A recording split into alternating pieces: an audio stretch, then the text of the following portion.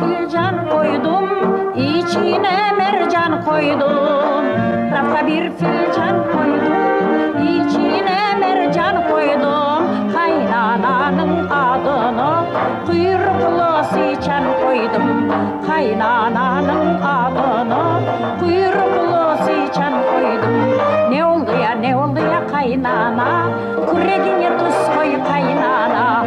Oğlum beni pek sever, yüreğine buz koy kaynana.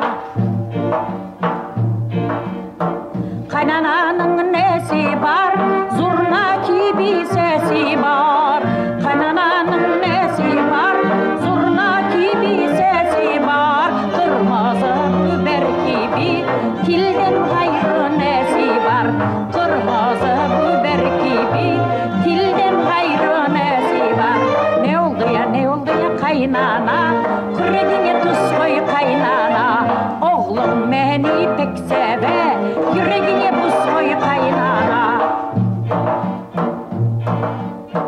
Kaynananı yapmalı, söz vermeyi toktatmalı.